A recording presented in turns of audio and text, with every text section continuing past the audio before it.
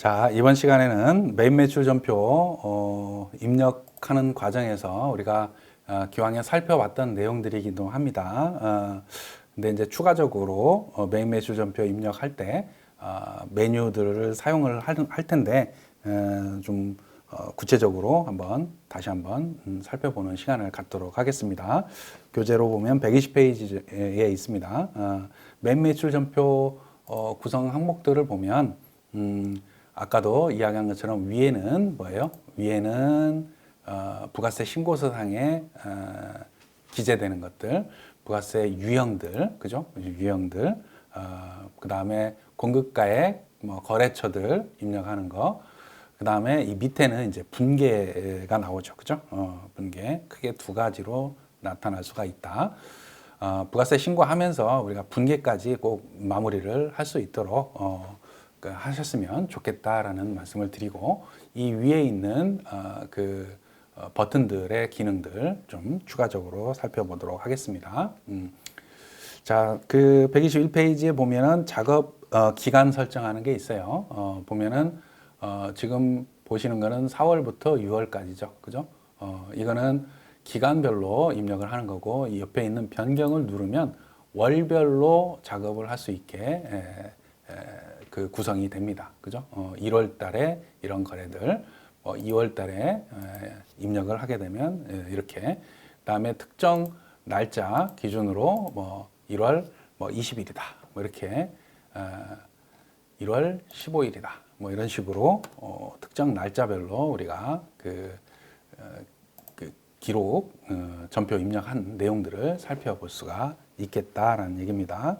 그래서 그 월별로 1월부터 6월까지를 해보겠다라고 하면 이 오른쪽에 있는 변경 탭을 누르고 조회를 하시면 되겠다라는 걸 말씀을 드려봅니다. 자, 그 다음에 1월 달부터 6월 달까지, 4월부터 6월 달까지를 조회해 본 그런 결과 내용입니다. 그죠?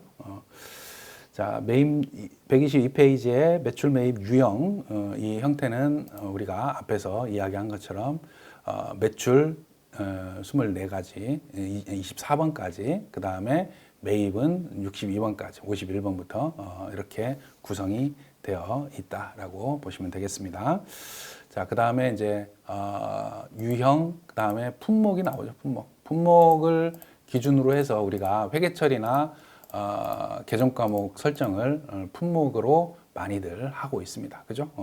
이 품목에 무슨 건물 관리비 이런 식으로 나와 있다면, 혹은 통신비 내역이 있다든지, 그러면 계정 과목을 통신비나 건물 관리비, 임차료로 돼 있다 그러면 지급 임차료 이런 식으로 품목에 그 세금 계산서 발급을 할 때 품목에 이제 그런 구체적인 내용이 있다. 거래처별로 이제 자기들 그 사업을 함에 있어서 특수한 그런 명칭들이 있을 겁니다. 그죠? 그런 명칭들이 이 품목에 들어오게 됩니다. 그래서 이걸 보고 회계 처리를 추정을 할 수가 있겠다. 원칙은 뭐예요? 거래처에 물어봐야 되죠. 이 품목은 뭔가요? 상품인가요? 원재료인가요? 이렇게 물어봐야 되는 게 원칙이다. 네, 잘 안 물어봅니다. 우리 직원들의 특징을 보면 자기가 알아서 판단을 하는 경우들이 많이들 있는데, 그 판단이 크게 영향을 미치지 않으면 괜찮은데, 좀 반드시 좀 궁금하거나 좀 물어봐야 되는 그런 느낌을 갖는다라고 하면 반드시 물어볼 수 있으면 좋겠어요. 예를 들어서 대표적인 게 그런 거죠. 우리 회사는 그냥 화장품을 판매하는 회사인데, 그러면 화장품을 판매하는 회사니까 상품을 구입을 한다. 그러면 대부분 화장품이 매입 그 품목에 들어와야 될 거 아니에요, 그죠? 근데 갑자기 무슨 자전거나 이런 엉뚱한 품목이 들어와 있다. 그러면 물어봐야 되겠죠. 이거는 무슨 명목으로 구입한 겁니까? 라고 그러면은 거래처에서 이제 대답을 하겠죠. 아, 그건 어디에다가 거래처에다가 줄 겁니다. 접대 목적으로 줄 겁니다. 이러면 이제 과세가 아니라 불공으로 처리를 해야 되는 거고, 그죠? 특이한 품목이나 특이한 거래처들이 있다라고 하면 여러분들이 그런 것들을 잡아내야 되는 거예요. 그러니까 전표 입력하고 이런 것들이 지금은 지금 시대에는 전표 입력하는 거에 누락하는 거나 뭐 이런 것들이 있을 수가 없잖아요. 전자세금 계산서나 계산서나 뭐 이런 것들을 전제로 한다면 수기 종이로 추가적으로 받아서 입력하는 게 아니라면 입력 단계에서 실수는 없을 겁니다. 그대로 국세청 홈택스에서 다운받은 거를 업로드하는 그런 시스템이기 때문에 그러한 업로드된 결과물을 요리조리 조리할 수 있는 그런 안목을 키워야 된다 이렇게 생각을 합니다. 수량 단가도 세금계산서에 있는 내용들이 그대로 따라온다 이렇게 보시면 되겠고요. 그다음에 이제 공급처 만약에 이제 어떤 새로운 거래가 있는데 새로운 거래처가 발생을 했습니다. 그럴 경우에 거래처를 만약에 모르겠다. 거래처를 새로 그 등록을 해야 되겠다라고 하면 코드에 플러스 키를 입력을 해서 이건 한번 입력이 돼 있다 보니까 이렇게 돼 버렸네요. 만약에 새로운 거래처다라고 하면 등록을 할 수가 있겠습니다. 그죠? 새로운 거래처로 새로운 거래처를 등록을 할 수가 있다. 거래처 등록 메뉴에서도 입력을 할 수가 있을 것 같고요. 그죠? 100만 원 플러스 해서 입력을 하게 되면 우리가 거래처 입력 단계에서 거래처도 입력을 할 수가 있다라고 보면 되겠죠. 그 124페이지에 거래처 코드를 아는 경우, 모르는 경우 검색을 한다든지 신규 거래처를 등록하는 방법도 124페이지 다번에 있죠. 그죠? 간편하게 등록을 할 수 있다. 그래서 코드란에 플러스 키를 눌러서 입력되면 공급처 명으로 이동을 하게 되는 그러한 절차에 따라서 신규 거래처를 등록을 하면 되겠다. 이렇게 말씀을 드려봅니다. 그 다음에 전자세금계산서냐 아니냐. 우리가 홈택스에서 끌어오면 이게 다 전자세금계산서 여로 1번으로 다 찍혀 나옵니다. 그죠? 그리고 분계는 기본적으로 과거에 뭐 세모전자라는 거래처가 있었는데 이 거래처의 상품으로 그 상품 구입한 걸로 상품 매출한 걸로 처리가 됐었더라라고 하면 그 영향을 그대로 인식을 해서 상품 매출로 인식을 하게 됩니다. 근데 뭐예요? 우리는 세모전자라는 회사에 상품만 파는 게 아니라 제품도 팔 수가 있잖아요. 그죠? 그러면 그런 부분들에 대해서는 거래처에서 만약 거래처가 상품 매출도 있고 제품 매출도 있다라고 하면 구분해달라고 요청을 해야 되는 거죠. 그죠? 그런 작업들이 추가적으로 필요하다라는 얘기입니다. 그죠? 자, 분계 유형. 그 125페이지에 분계 유형을 보면 여기 분계 없음, 현금, 외상, 혼합 뭐 이런 것들이 환경 설정에서 설정되어 있는 그러한 내용대로 진행이 되고 있다. 이렇게 보면 되겠어요. 그래서 우리 이 회사의 환경 등록에는 제품 매출로 픽스가 되어 있고 원재료로 구성이 되어 있다. 이렇게 보시면 되겠어요. 그리고 휴일 표시 사용 여부 사용으로 되어 있기 때문에 휴일이냐 아니냐 이걸 체크를 하도록 되어 있습니다. 그래서 우리가 이제 지출 증빙이나 뭐 이런 것들 관련해서 카드 사용 내역이 휴일이다 그러면 조금 접대비로 처리를 해야 되는 거 아닌가 뭐 그런 취지에서 휴일을 좀 그 표시를 해주고 있다. 참고적으로 보면 자, 그 다음에 126페이지에 그런 분계 없음, 현금, 외상, 혼합, 카드 내용들을 이야기를 해주고 있습니다. 자, 그 다음에 이 그 카드 매출로 우리가 입력을 하게 되면 우리가 카드 매출로 입력한 게 있죠. 이 카드 매출. 그러면 신용카드사를 선택을 해서 신규 등록을 한다. 뭐 이런 식으로 이야기를 할 수가 있겠네요. 그래야지 우리가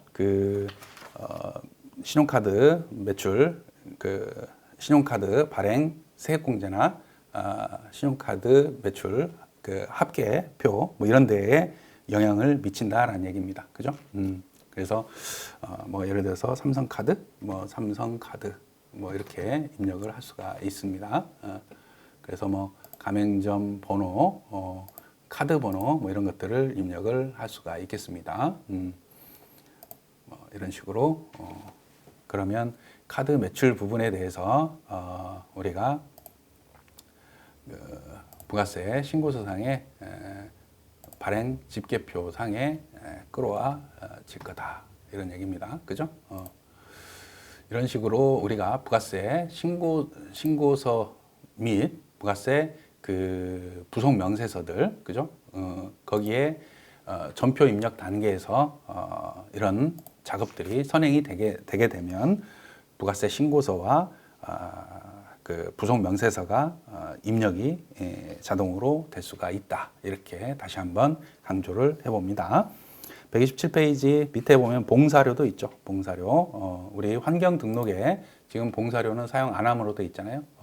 우리가 뭐 과세 유흥 장소나 뭐 이런 데 같은 경우는 이제 카드 매출 100만 원인데 그 중에 뭐 봉사료가 50만 원이 포함되어 있다. 그러면 과표를 50만 원을 제외한 봉사료를 제외한 50만 원으로 신고를 할 수 있잖아요. 뭐 그런 업종일 경우에 사용을 하면 편리한 기능이 되겠다 이렇게 이야기를 할 수가 있겠습니다.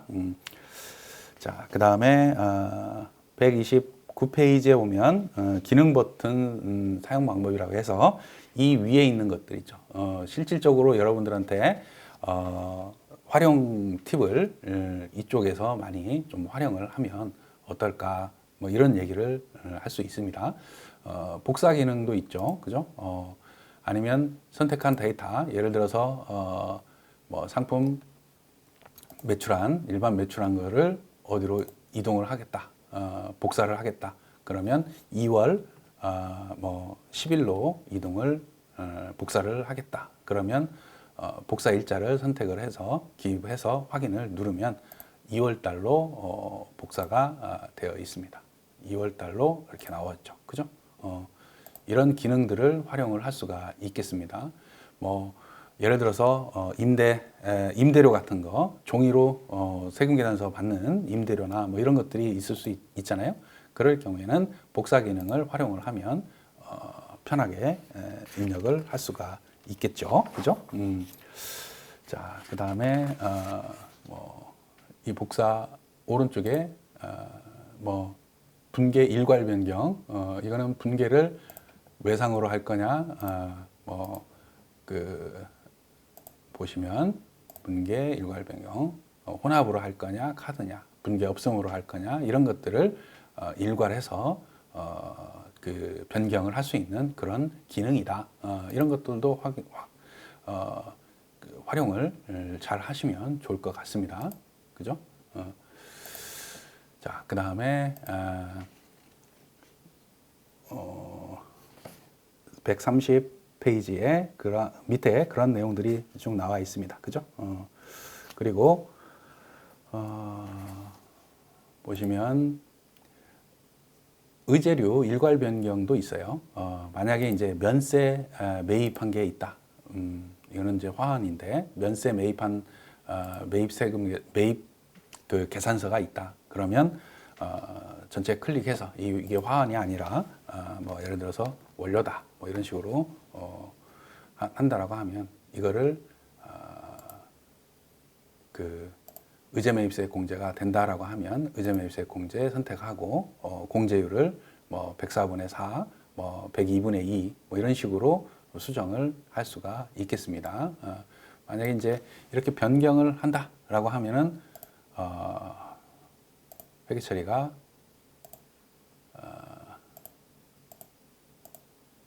이 분계가 분기를 안 해놓은 상태죠. 그죠? 이렇게 되면, 이 부가세, 의제 매입세 공제액이 회계 처리가 자동으로 반영이 됩니다. 만약에 그 면세 매입, 의제 매입세 공제 대상인 면세 매입분에 대해서 이러한 그 작업을 하지 않는다라고 하면, 의제 일괄 변경이나 뭐 이런 것들을 하지 않는다라고 하면 뭐예요? 적용 코드에 의제 매입세 공제 자동 반영분으로 적용 코드를 기입을 해야 된다, 이런 얘기입니다. 예를 들어서 복사를 할까요? 0120 해서 똑같은 날짜로 복사를 해보면 이게 나와 있죠. 그죠? 그러면 보시면 부가세 입력을 했는데 그냥 복사를 했는 거죠. 그냥 전표 입력을 해보도록 하겠습니다.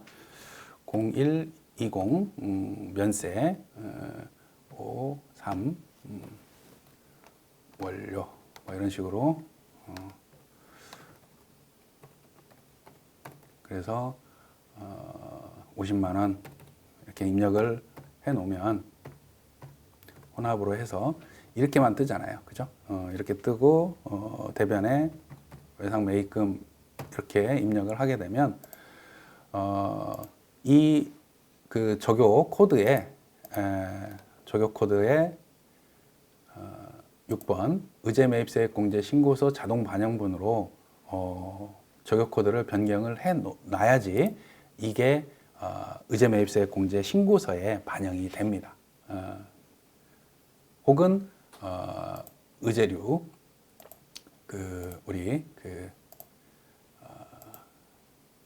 의제류 일괄 변경이나 혹은 간편 집계, 여기에서 의제 재활용 이쪽을 선택을 해서 체크를 하는 경우에는 분계까지 자동으로 되는 그런 시스템을 구축을 하고 있다. 만약에 이 밑에 있는 것처럼 일반적으로 그 의제류 설정을 하지 않으면 안 해놓으면 회계 처리를 별도로 해야 되겠죠. 그죠? 이거를 6번으로 해놓으면 그 의제 매입세 공제액만큼 원재료 차감하는 그러한 회계 처리를 별도로 해야 된다, 이런 얘기입니다. 구분이 되죠. 이 밑에 있는 거는 일반적으로 이제 적용 코드에서 적용을 하는 거고, 위에 있는 이 원재료 부분은 이제 회계 처리가 완벽하지는 않았지만 이렇게 자동으로 의제류 반영을 해놓으면 의제 재활용 이쪽으로 인식을 해서 세팅을 해놓으면 회계 처리가 자동으로 반영이 된다. 이렇게 좀 편리한 기능을 활용을 할 수가 있습니다. 그죠? 음식점들 같은 경우 면세 계산서를 일괄적으로 선택을 해서 이 간편 집계의 그 기능을 활용을 하시면 편하다, 이렇게 다시 한번 말씀을 드려봅니다. 여러분들이 이제 이런 것들을 연습을 좀 충분히 해보시면 이런 기능들은 내가 업무를 효율적으로 할 수 있는 거구나라는 걸 좀 느꼈으면 좋겠다라는 걸 말씀을 드려봅니다. 그다음에 검색 기능도 있어요. 검색 기능, 검색 기능. 그래서 뭐 복사 전표냐, 혹은 예정 신고 누락분이 있느냐, 뭐 이런 것들을 체크해서 확인을 해보면 검색을 쉽게 할 수가 있다, 이런 얘기를 드려봅니다. 자, 133페이지 뭐 중복 입력이 의심되는 똑같은 금액이 있는 것들은 의심이 되겠죠. 그런 것들은 다시 한번 확인을 해볼 필요가 있겠다라는 얘기고요. 여러분들이 잘 활용하는 것들이 이러한 간편 집계의 우측에 있는 그러한 내용들입니다. 그래서 예를 들어서 그 상품 매입한 거, 원재료 매입한 거, 이게 그 확정 신고 때 보니까 예정 신고 누락분이 됐어요. 그러면 예정 신고 누락분 이렇게 체크를 하는 거죠. 그죠? 그리고 4월 1일로 해서 확인을 누르면 이 800만 원 원재료 구입한 이 내용은 예정 신고 누락으로 표현이 되면서 확정 신고 때 반영이 되겠습니다. 그죠? 확정 신고 때 부가세 신고 예를 들어서 조회 눌러보면 어때요? 예정 신고 누락분 이렇게 딱 나오죠. 그죠? 이런 식으로 전표 입력하는 단계에서 여러분들이 그 위에 있는 탭들을 잘만 활용을 하시면 업무의 효율성이 좀 증가를 한다 이렇게 이야기를 할 수가 있겠습니다.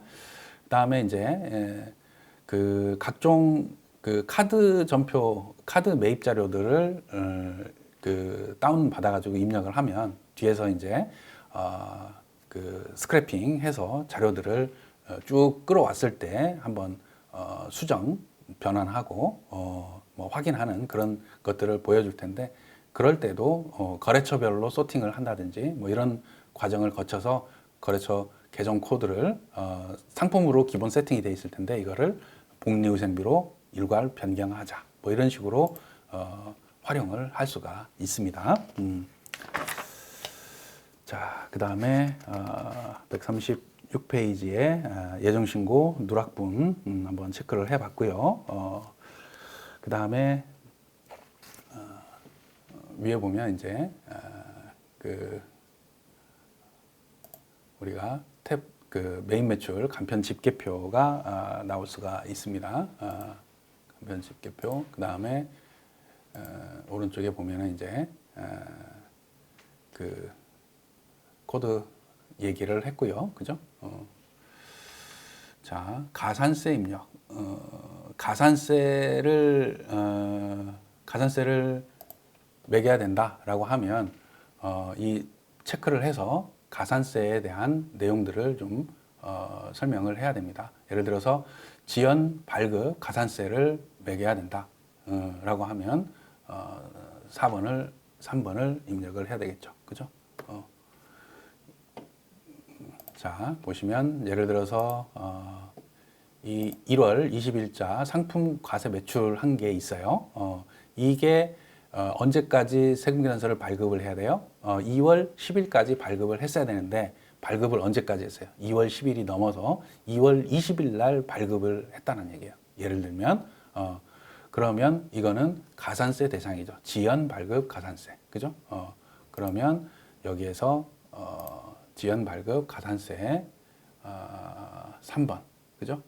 3번으로 입력을 해 놔야 된다. 이런 얘기입니다. 그러면 가산세가 계산이 되죠. 그죠? 그러면 이걸 적용을 하게 되면 신고서상에 그 가산세 내용들이 나올 수가 있다라는 얘기입니다. 가산세 뭐 불러와지지 않는데 보면은 체크한 게 이 가산세가 이렇게 체크되어 있습니다. 그죠? 그래서 우리 137페이지에 가산세 입력, 세금계산서와 관련해서 미발급, 미전송, 지연 발급, 지연 전송 뭐 이런 가산세들이 있을 때 이 그 가산세 입력을 그 확인을 하시면 체크를 해 놓으시면 도움이 될 거다. 신고서상 작성을 할 때. 그죠? 근데 이제 스크래핑을 홈택스에서 스크래핑을 쫙 해가지고 일괄해서 다운받으면 홈택스에서 그 자료를 수취하는 과정에서 홈택스에서 작성일자, 발급일자, 전송일자를 다 프로그램이 확인을 합니다. 그래서 자동으로 이러한 지연 발급이나 지연 발급, 지연 전송 뭐 이런 거와 관련해서는 프로그램에서 좀 찾아준다 이렇게 보시면 되겠습니다. 자, 이렇게 해서 한번 보시고 138페이지 의제 재활용 이 복사 기능 이쪽에서도 할 수도 있고 그죠? 이쪽에서 의제류 일괄 변경을 활용을 할 수도 있고 간편 집계 이쪽에서 의제 재활용 이쪽에서 활용을 할 수도 있고 보통 이제 간편 집계에서 많이 활용을 하시면 좋겠다라는 얘기입니다. 예를 들어서 이거는 지금 상품 매출로 돼 있네요. 그죠? 상품 매출. 예를 들어서 이 상품 매출을 제품 매출을 상품 매출로 바꾸고 싶다. 뭐 이런 얘기죠. 그죠? 코드를 거래처 계정 코드를 상품 매출, 제품 매출을 뭘로? 상품 매출로 바꾸고 싶다. 이런 얘기죠. 상품 매출을 받고 싶다. 그러면 확인. 이렇게 누르면 코드 변환이 완료가 돼 있죠. 그죠? 상품 매출에서 제품 매출에서 상품 매출로 바뀐다. 이런 얘기입니다. 이런 것들은 이제 지금 하나만 이렇게 얘기했는데 거래처별로 소팅을 할 수가 있잖아요. 세모전자한테 판 물건은 다 상품 매출로 바꾸자라고 해서 세모전자로 이렇게 체크를 해놓고 일괄해서 변경을 하시면 되겠다 이런 얘기입니다. 그죠? 자, 이런 식으로 우리가 이 위에 메인 매출 전표에서 위에 있는 탭을 활용을 해서 특히 이제 복사 기능의 이러한 내용들, 그 다음에 간편 집계에 나와 있는 그 기능들을 잘 활용을 하시면 업무가 좀 효율적으로 이루어지지 않을까 그런 기대를 해봅니다. 잠깐 쉬었다가 이어가도록 하겠습니다.